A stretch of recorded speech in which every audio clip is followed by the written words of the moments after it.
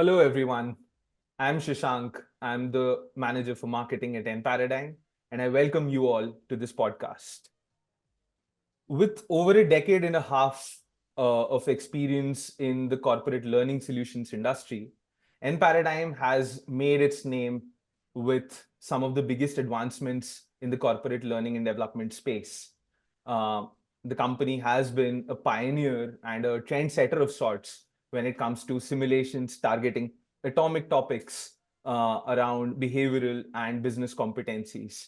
Um, and Paradigm has also recently come up with some artificial intelligence powered learning solutions. And to give us some more clarity around it, to tell us how they came to be and how are we looking at these products from a general learning space perspective, we have the Chief Technology Officer at enParadigm, Kumar Veetrag, with us.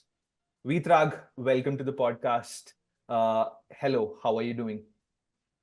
I'm doing good, Shashank. How are you doing? I'm all good, Veet. Thanks. So, just to help us get some perspective around the artificial intelligence powered AI powered learning solution, the product itself. Can you give us a little bit of understanding as to how this came to be? We have been talking about artificial intelligence, generative AI, and all of these terms are, for the lack of a better word, being thrown around almost like a fad. Where do you see this AI product in that spectrum? What was basically the primary purpose of this product, and what are some of the what are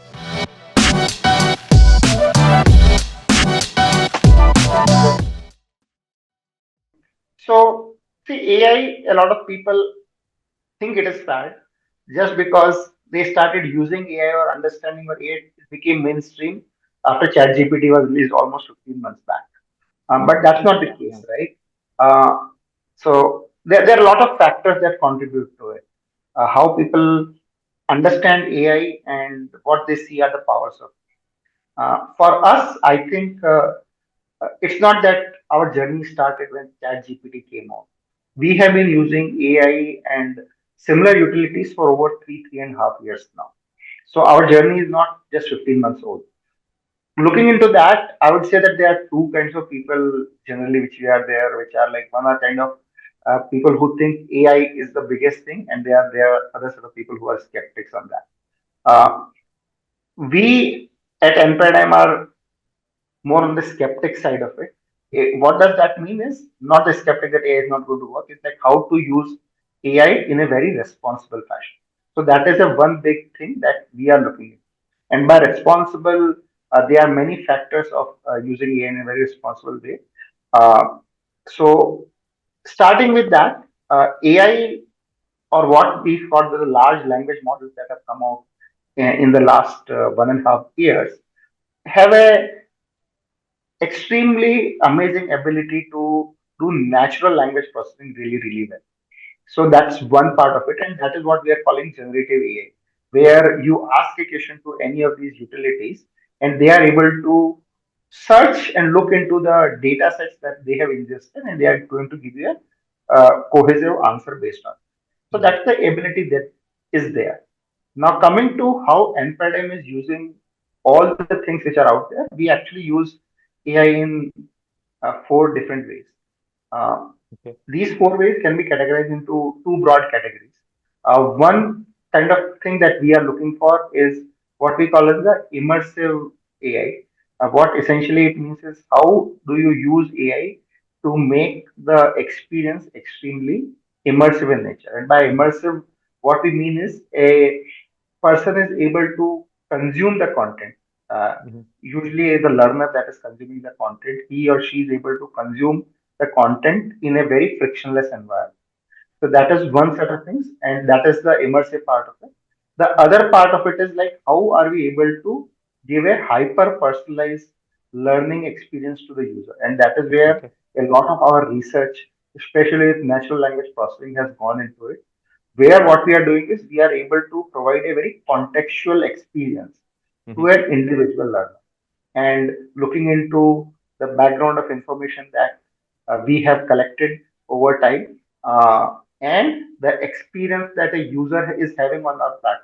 Combining those two things together, we are able to provide a hyper personalized contextual journey to an individual. And that is where enParadigm's effort has gone into it.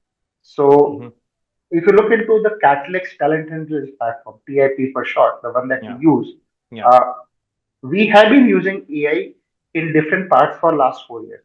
But the Mm-hmm. acceleration that has happened in the last 15 months. Mm-hmm. And it has been a significant progress for us. The other thing that I want to talk about is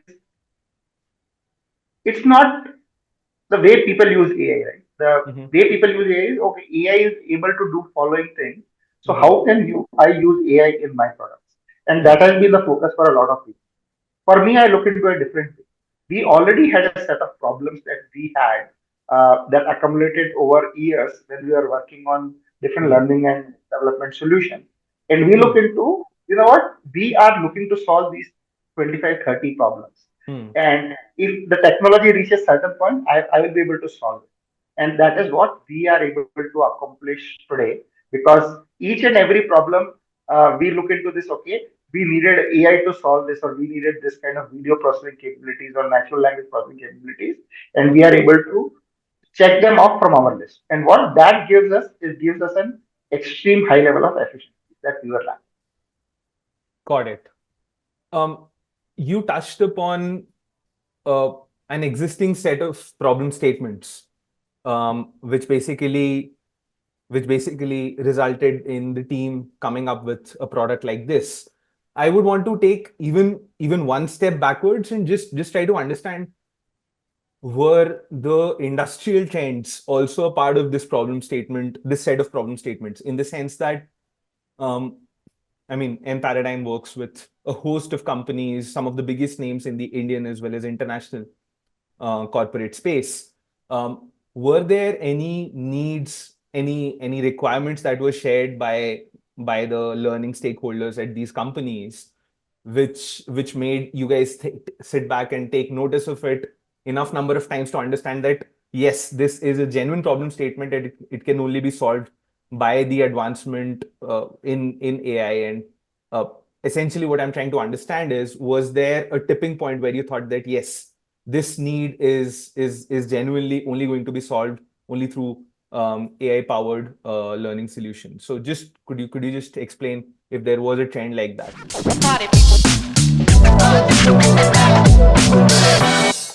So I would not say that we fall into that trend, okay? Okay. Because if you look into our journey, uh, and how it is different from the rest of the organization.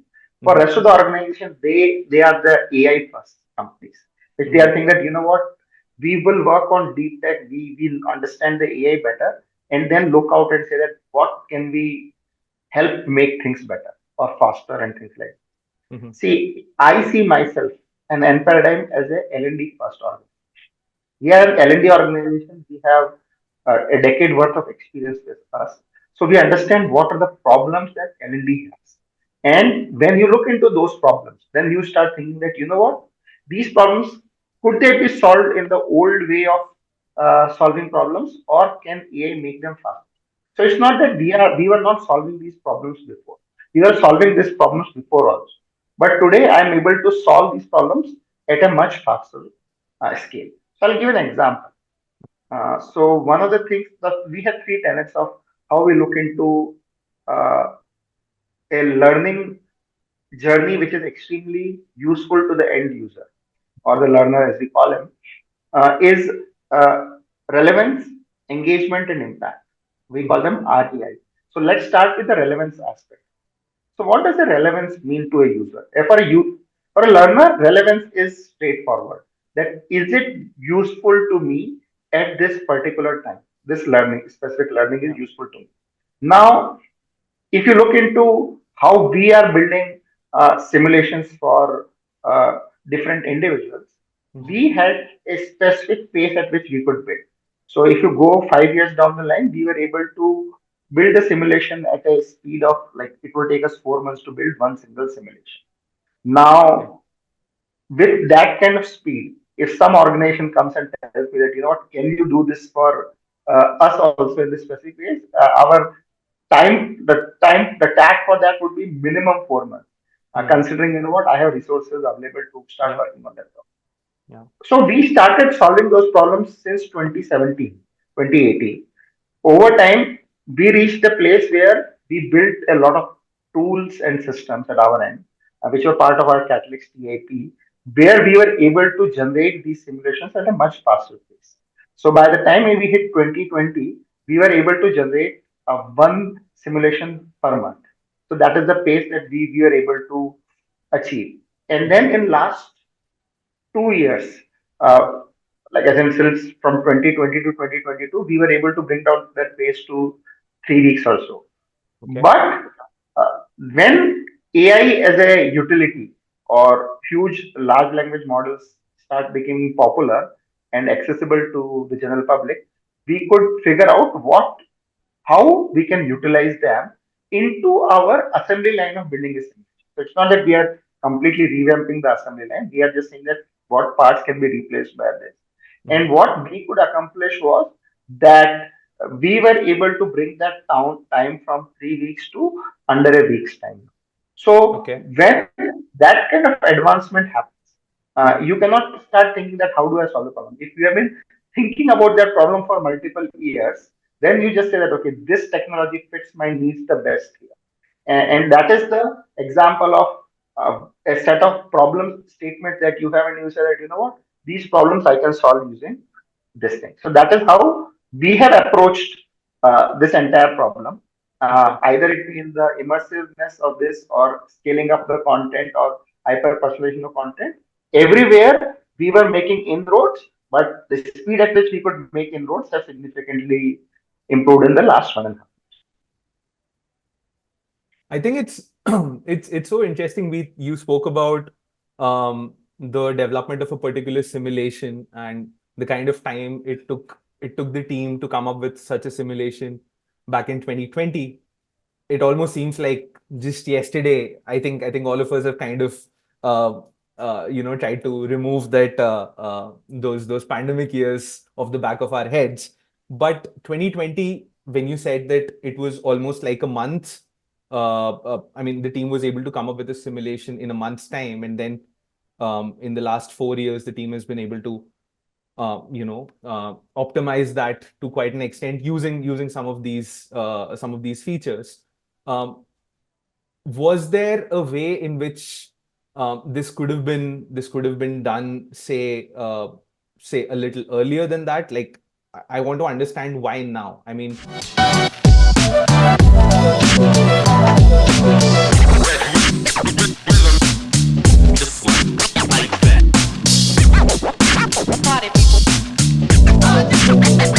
and um, and how do you see this going forward in the next 6 to 12 months? Like, are we looking at optimizing this even further? So, very interesting question. But if you look into the trend that I just explained, Hmm. we were at 4 months and we were able to bring it down to 1 month. So, anyway, Yeah. we achieved a 4x efficiency Yeah. even before the AI could come. And we Yeah. were able to bring it from 4 months to 3 weeks also. So, it's Hmm. not that our pace of innovation changed. Hmm. And that is one of the results that we were using a lot of AI which is out there much before even the OpenAI came with the chat. Yeah. Yeah. So Okay. our pace was already there, and you see our pace has not changed significantly.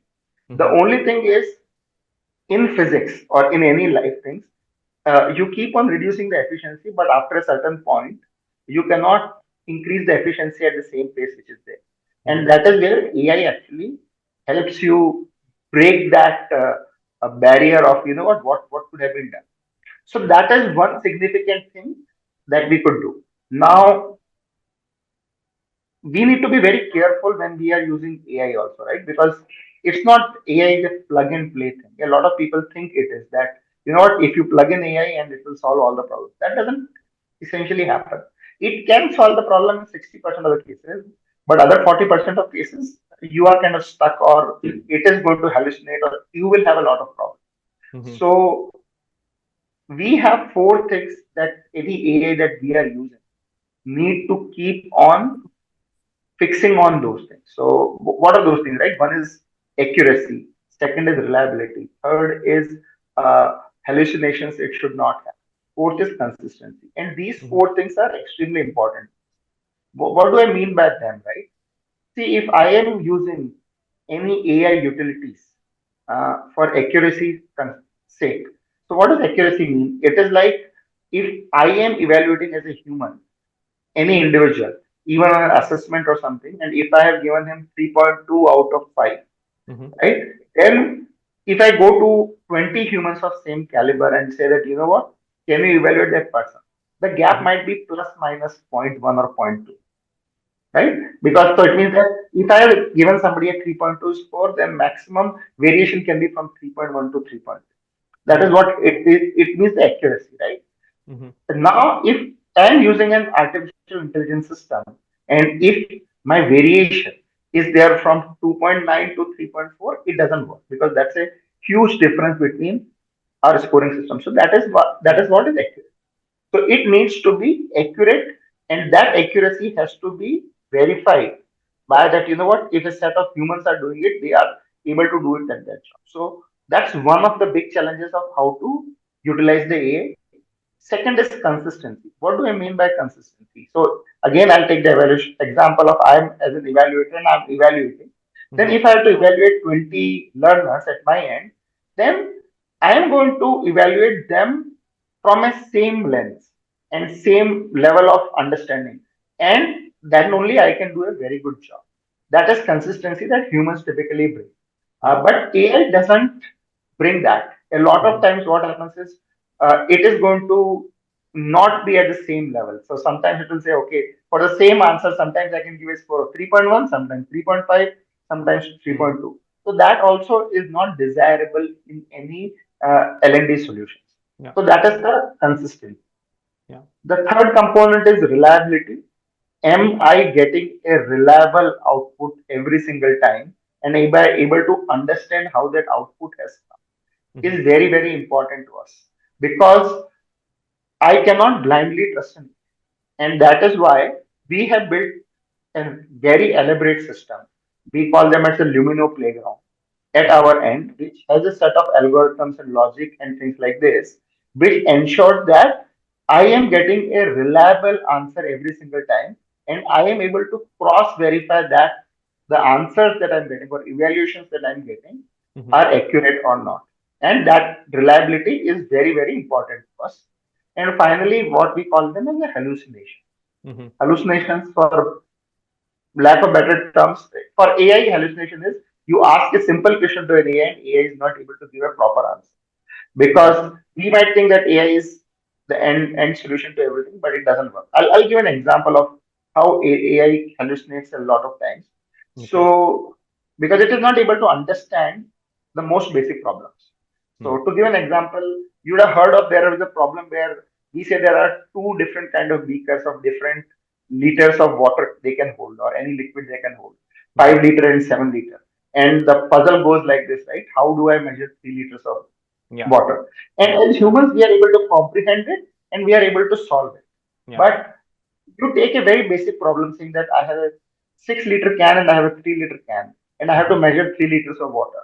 As Mhm. humans, we instinctively say that just put 3 liters of water in the Yeah. smaller can. Yeah. But Yeah. if you ask the same question to an AI, it is going to give you a 12-step process. And that is Yeah. where the hallucination Yes. and problems like this happen. Yeah. So, what we have to understand is that AI needs to have a question asked in extremely contextual way, Hmm. and whatever output an AI gives, we need to understand it and do a lot of post processing on it and cross verify it with multiple large language models, and then only we will be able to uh, get rid of those kind of hallucinations. Because when we are working in L&D, we have a responsibility towards our learners that they have a very good experience and a quality experience. For enterprise SaaS, it's extremely, extremely important. So Yeah. we have put significant energy working on solving these four problems. If I was not trying to solve these four problems, I could have released these products almost 6 to 8 months back, but we Mhm. did not because we wanted to solve these problems. And Yeah. these are fundamentally the things that we as an organization are paying a lot of attention on. And every organization which is using AI needs to be responsible towards working on this. And of course, there are a lot of ethical concerns also. This we Mhm. might discuss them later, but not as It's great that you mentioned Lumino in the last in what you were talking about a couple minutes back, Veet. So just for the viewers and the listeners' understanding, um, there is obviously the CatalyX talent intelligence platform, CatalyX TIP, and then you've also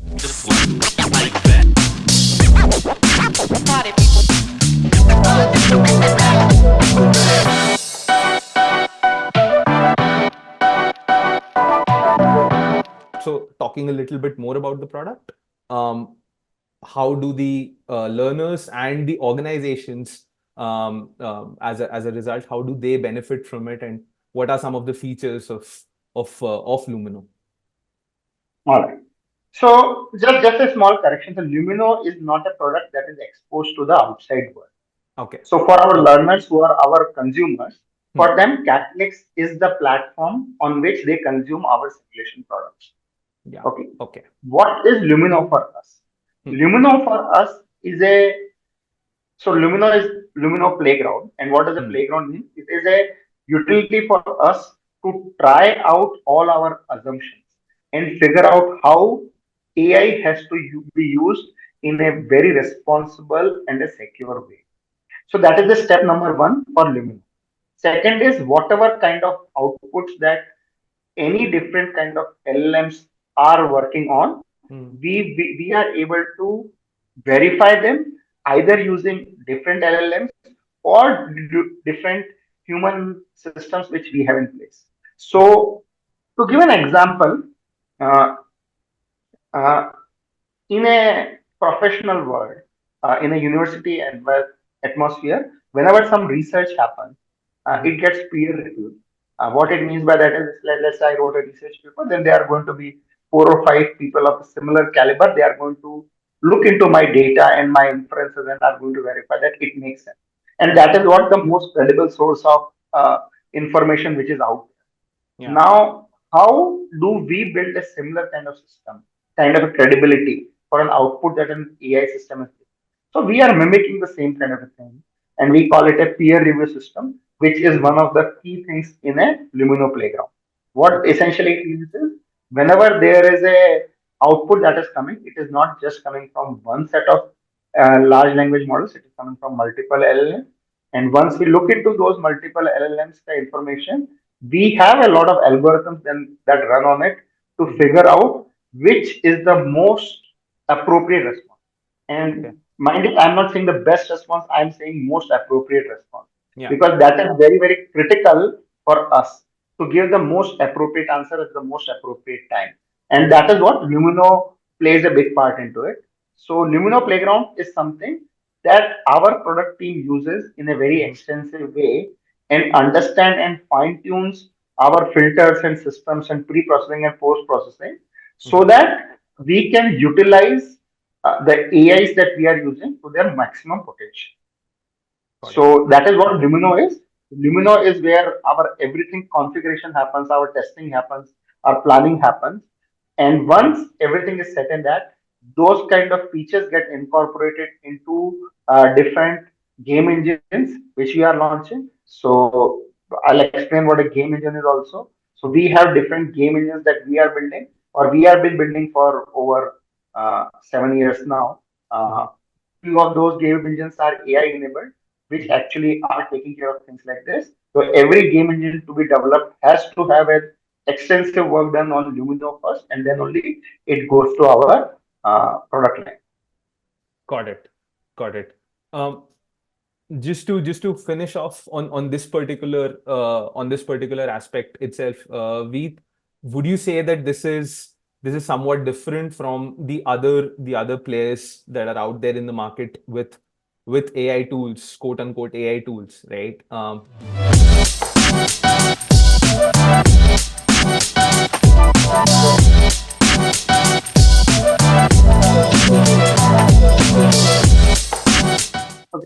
as I said before, right, we are approaching the problem from a different perspective, which is that Hmm. we are looking from L&D first, what problems are there. So that Hmm. is the obviously one angle that people are missing on. The Yeah. second thing that we are specifically working on towards is humanizing the AI. And what I mean Hmm. by humanizing the AI is we are trying to use AI in a way that it is not just scaling up our content, because that's the easiest thing to do, and a lot of players in the market are doing that. So if Hmm. you look into all the headlines which are out there, copywriting jobs are going, paraphrasing jobs are going, and so on and so on. Dime So a that is dozen. the Dime a low, dozen. Too many of them. Yes. yeah. So that's a low hanging fruit. So Yeah. we are definitely not going for the low hanging.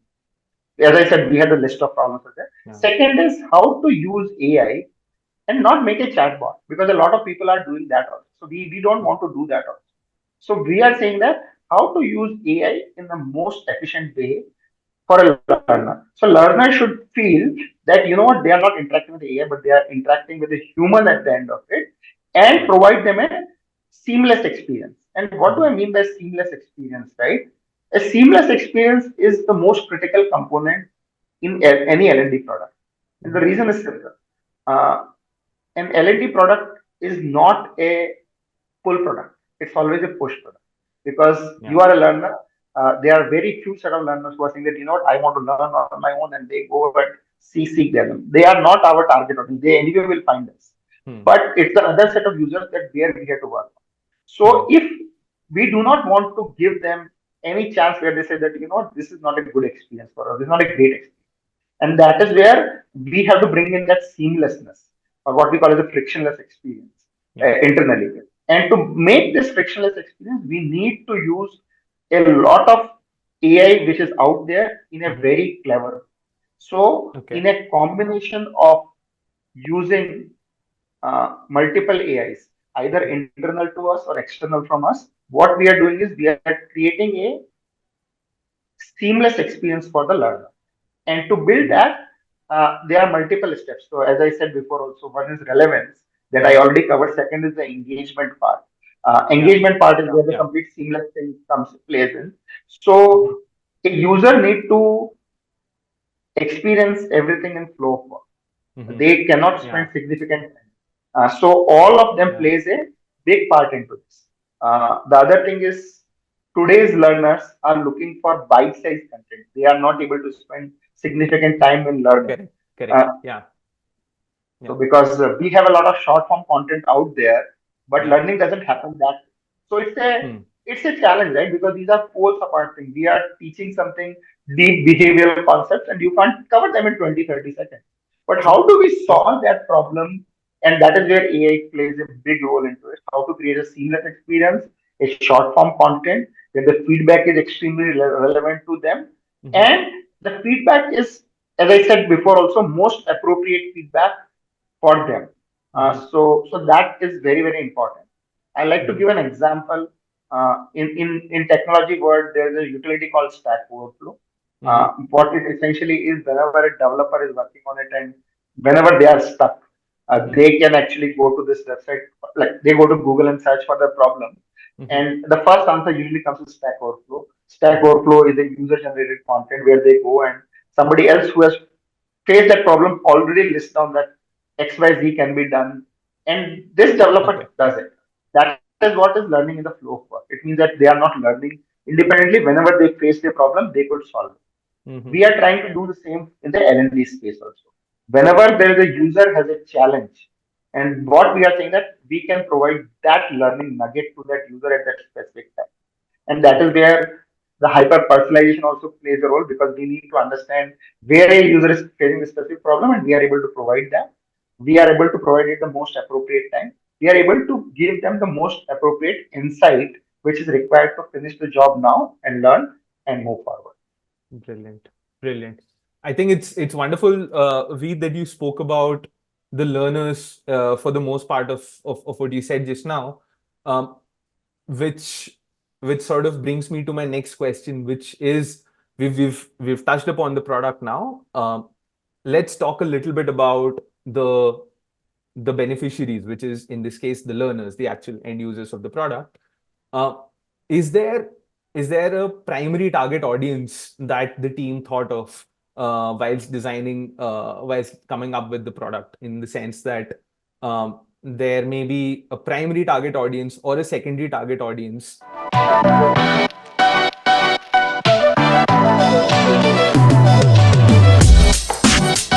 of some sort?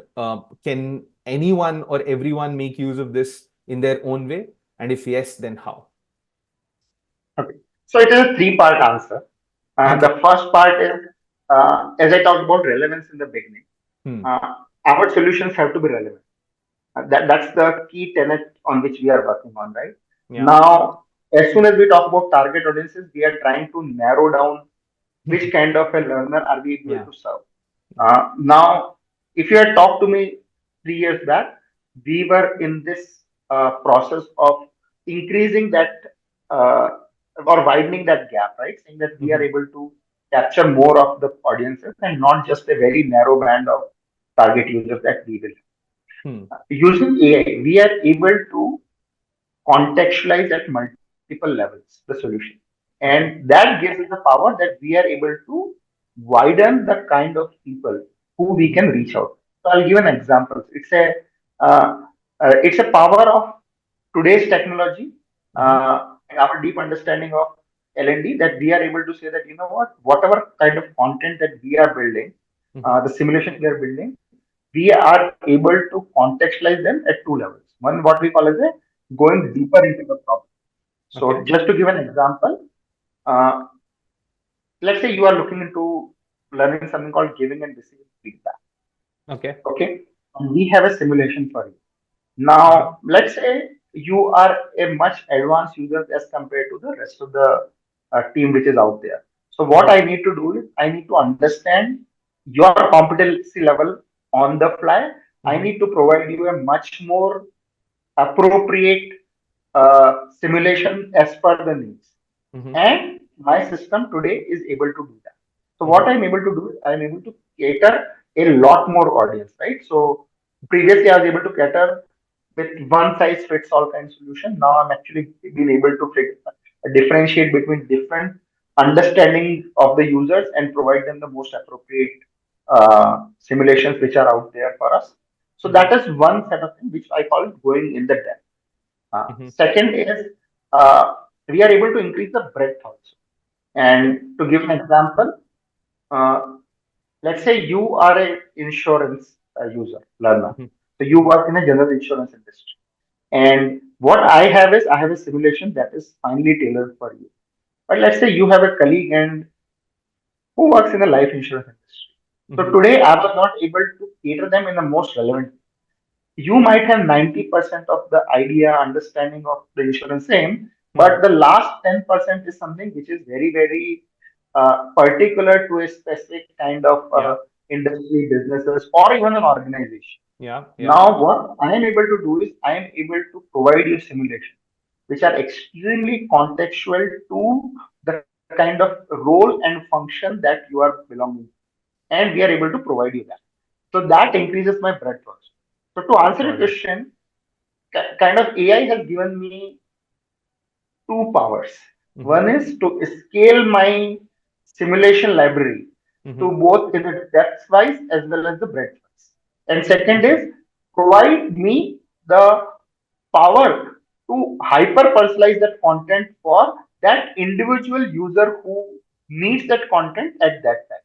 So Okay. what is happening is even though my library is increasing, I am not carpet bombing all my learners. I am able to do a precision strike for that learner that this is the learning nugget that is the most useful to you at this time. And that Mhm. is what AI helps me achieve. Brilliant.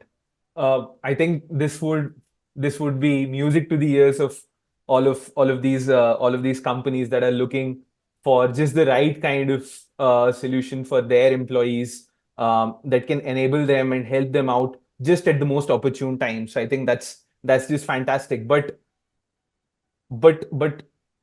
thinking about some of those stakeholders, learning stakeholders in these companies, and it's funny that you touched upon someone that's probably not really a huge fan of making changes, wholesale changes. Uh, do you think that implementing such a product might sound like a huge challenge for some of these stakeholders? So how does enParadigm cross that particular bridge?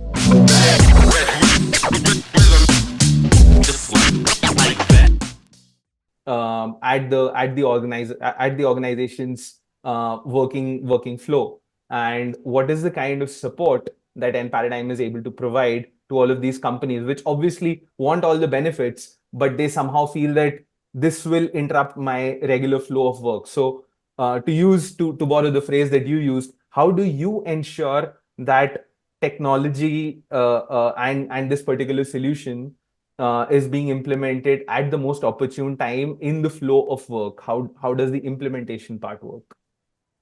Okay. So implementation has always been a primary focus area for us. Mm-hmm. That how do I reduce the effort to roll out a specific suite of solutions to my end users? Mm-hmm. Okay. Now there is a differentiation, right? One, what we call as the consumers and what other called as the customers, right? So Mm-hmm. if you look into my learners are my consumers. They are the ones who are consuming my product day in and day out, Mm-hmm. and L&D leaders are my customers. Yeah. My life is not just to make frictionless experience for just the learners. Yeah. My aim is to make it a frictionless experience even for the customers, which are Yeah. L&D leaders. Yeah. So we have so that and that is where the whole genesis of a talent intelligence platform comes in. Because Mm-hmm. what we are doing is we are providing an end-to-end solution to an Mm-hmm. L&D team and saying that what, you just have to provide your behavioral frameworks to us, your competency frameworks to us. Our system is going to ingest, it is Mm-hmm. going to understand, and it is going to create learning pathways for each learner in a very quick way. Mm-hmm. And the whole process, it takes the same amount of time it took me explaining this. So it Mm-hmm. means that it takes around 30 to 30 seconds to a minute Mm-hmm. for that complete process to take place. Mm-hmm. So implementation for a organization is very quick. What we are saying is we are a SaaS platform, so it's just plug and play. Mm-hmm. We just need a user unique identifier from our customer saying that what, 1,000 users are coming. These are the 1,000 unique identifications for the users, and we will be able to provide uh, access to all 1,000 users in matter of minutes. So that is what we do. Uh, we are we are spending a significant energy on Mm-hmm. making this as seamless as possible for Mm-hmm. our customers. Second thing is about the support that people need to have. So Mm-hmm. support comes at multiple levels. Mm-hmm. Of course, we have the implementation experts at our end who try to handle all the queries and things like this. Mm-hmm. There might be some customers where they have queries regarding to IT and security and privacy things. So we have people who can answer those queries, help them out, and put you on the ease. Mm-hmm. So that is also there. The other level is for learners. Learners can face challenges in multiple ways. One of the things we are doing is we are trying to provide them access to our simulations on all the platforms which are available to them. Mm-hmm. And then we are saying that what, a learner has a help desk support all the time, so they can chat with any of our customer success teams. We have the capability where they can call our helpline and get a answer for any of the queries that they are having. We also have these people which can help you understand if there are questions on the core concepts, etc., etc. So we are doing that, and finally we are able to, for some specific customers Mm-hmm. who are at a significantly large size working with us, we are able to provide a dedicated customer success team to them also, so it can help them as well. So we Mm-hmm. are providing that at a significant way, and Mm-hmm. that is the whole idea why we wanted to have an integrated experience. Okay. So different stakeholders can get different views of what is happening, real time views, as well Mm-hmm. as learners have a very friction. Super. But I think any question that pertains to technological advancements, and especially keeping in mind what AI has become and what it is, what it can become in the future as well. Veet, how do you answer the difficult question around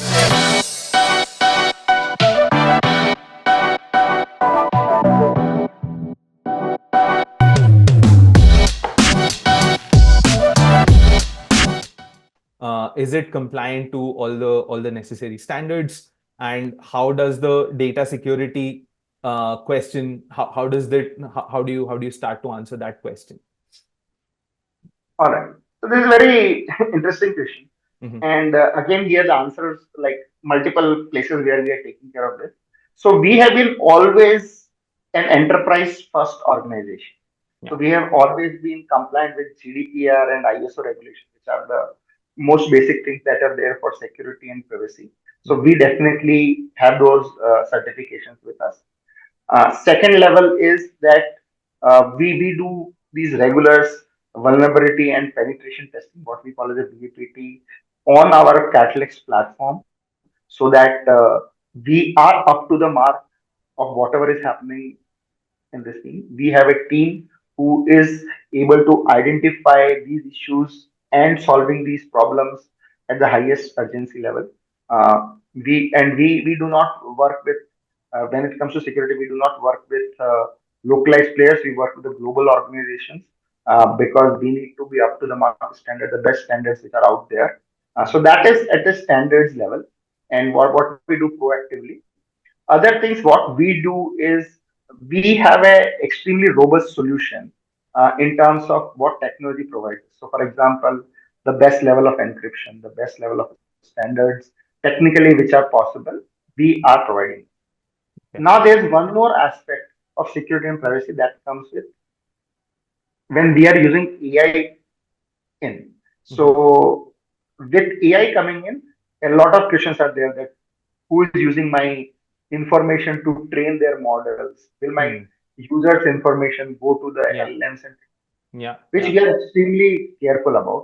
So we Okay. do a lot of, first of all, to start with, we do not collect any PII, like the bare minimum PII, that is personal identifiable information. We do not Hmm. collect that because we do not want that. So that is step number one itself. Hmm. Second is whatever inputs, if we ever have to send to an external LLM, Hmm. we strip them of all the information identifiable as that, and we anonymize also, so that Yeah. your user's information is not available outside. These Hmm. are all the features of Lumino that as I'm talking about. Third thing, as I talked before, that we do a lot of pre-processing before even the inputs go into any of the LLMs. So we take care of that. So that is again something proprietary we have developed. Hmm. The fourth thing is we are also using self-hosted LLMs at our end, Okay. so that it means that we are not working with any of the external organizations Okay. to send a user's information. So that is also very critical to us, and we use that. Yeah, so a combination of things we are doing, Hmm. even at AI front, so that no information even is transmitted and utilized anywhere. So Hmm. everything is localized to us. We follow the best standards, certifications, etc. So that should be good. Great, great. And we are also we're talking about this product and their features, etc. Um, the way I understand it, we have already been able to share this with some of our existing and some of our new customers as well. They have experienced these AI powered solutions. Uh, can you share with us what are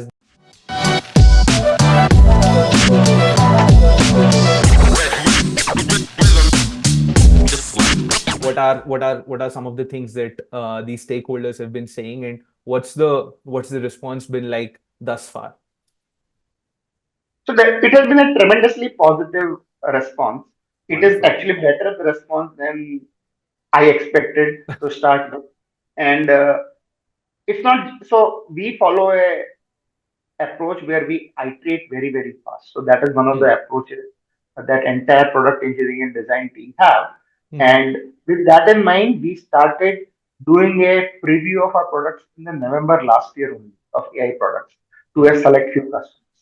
And when they saw the products, they were like very happy with the product, and they had a set of concerns and questions and queries and suggestions for what we could do or what we could not do. Hmm. So what we are doing is we keep on building and iterating and taking feedback from the customer. So that cycle has been there going on for almost 8 months now. Hmm.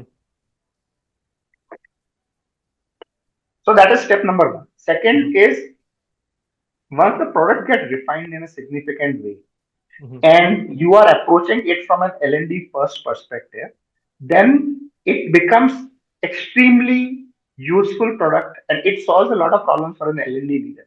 And that Hmm. is what our product has been able to achieve. So Yeah. if you look into what we are trying to do is we are not into the knowledge transfer. There are a lot of players out there are into knowledge transfer business. You want to understand this, we have provided with knowledge. No, we are into a skill transfer business. So what Hmm. it essentially means is that we will be able to say that, you know what, if I am teaching certain things, so I will not just teach you, I will just teach you in the best possible way. I will allow you to practice in a significant way. I will be able to handhold and coach you in a manner where you are able to master that skill. Hmm. So if you are providing all the things, then that leads to highest level of customer satisfaction. And whatever amount of people who have seen our finished products, a few of them have already deployed it and are using it, and they're extremely happy with that. And uh, the best part is we are always open to a lot of feedback that is coming to us. Hmm. And feedback comes in both ways, constructive or praise. And we, Yes. we understand it. And we have a dedicated set of people who process it, who understand it, and say that, you know what, this is what we need to do to make things better for us. So that continuous improvement is in our DNA. It's a Hmm. DNA of all the people who work at enParadigm. So that actually helps us in a significant way. And we can Lovely. see the results when customers are praising our products. Wonderful. Wonderful. And long it may continue. uh, And you don't know we, it better because you keep on getting all the awards yes. all Yes. the time. Yes. Yes. Yes. Long it may continue. I can't end this conversation unless I ask you um, about how the future looks like. I mean, you're the CTO at enParadigm. From what I understand about you, and from like multiple conversations that we've had, you're someone who spends a lot of time around tech, has a lot of interest in technology, and you've been right in the middle of all of these things as far as enParadigm goes. Um,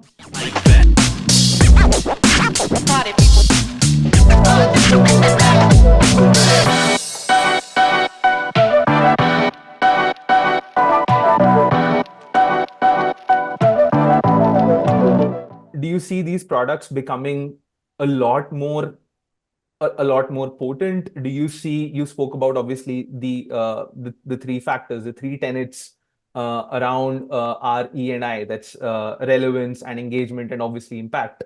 Do you see what do you see this becoming a lot more potent, AI helping us in a much bigger way than what we can envision right now? What do the next 3 to 5 years, the near future, how does that look like to you, Veet?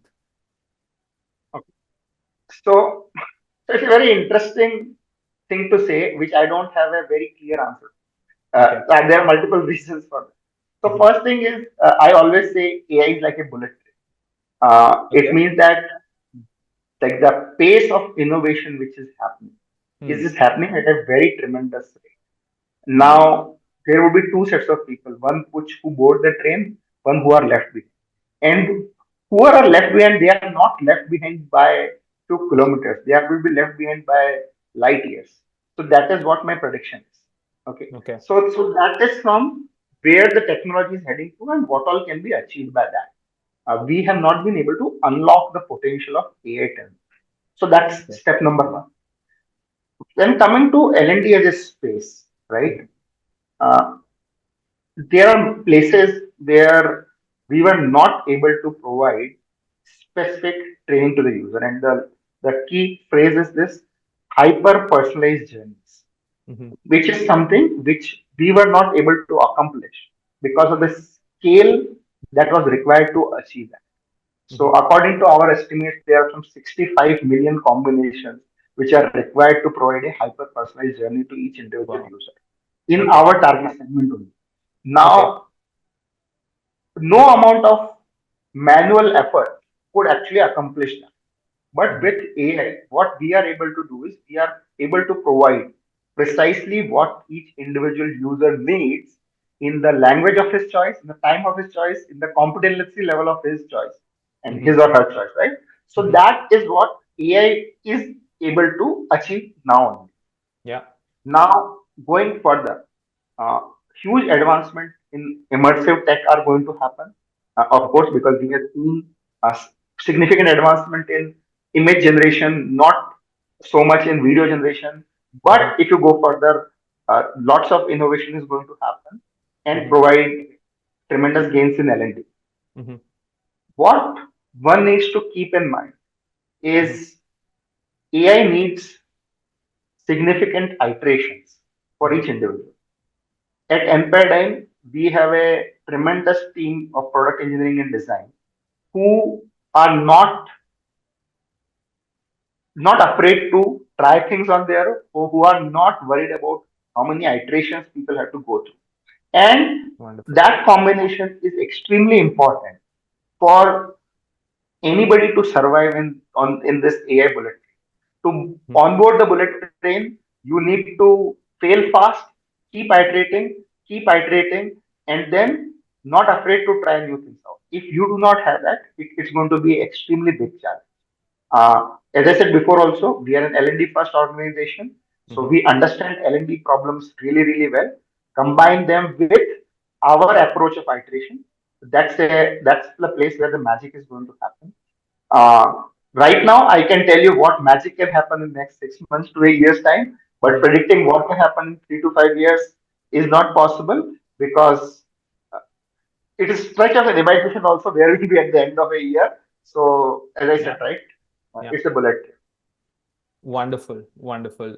That's, I mean, from whatever you said, I think it's just going to be very exciting times ahead, and I'm sure with the kind of product and tech team that we have, the engineering team that we have, we are very well equipped to uh, to handle whatever comes our way and succeed, as you rightly said, being on board on that bullet train is something that's very very essential for us. And yeah, I think we do have that. We do have those capabilities. Before I wrap up, with any last words around the product launch, and any other acknowledgements or anything else that you would like to share for our listeners and viewers? And yes, so it's very exciting time. And as you Mm-hmm. said, right, I have the love for technology. Mm-hmm. So I'm very excited about what is happening. Mm-hmm. Uh, every day there is new innovation happening. Uh, One needs to have the capability to figure out the needle in the haystack kind of a Yeah. thing. So much Yeah. of different AI kind of things are coming out that Yeah. you need to figure out what tools are best for you, what kind of models work for you, at what depth you need to get into understanding and utilizing those things for us. That's very, very important. Understanding of data is extremely, extremely crucial. Using responsible AI in a very responsible fashion, extremely, extremely important to should be important for everybody. It's important to us, but it should be important for everybody. So these are the key things one has to keep in mind. And I'll just say keep iterating, trying new things out, and that's where the real fun is. Wonderful, wonderful. Uh, we're extremely thankful to you for giving us your time. It was great hearing those things from you, and I think all of this just spells wonderful times ahead for us as well as a company. And I don't think this is the end. We are in fact nowhere even close to the middle. We're just getting started, and I'm sure that there are brilliant things in store for us. and the tech team and the product team at enParadigm is going to lead this change. I'm fairly positive around it. Thanks a lot, Preet. We really appreciate it. Thanks to everyone that's listening in. And yeah, keep watching this space because we're just getting started. Thanks a lot. Thank you. Bye bye. Thank you so much.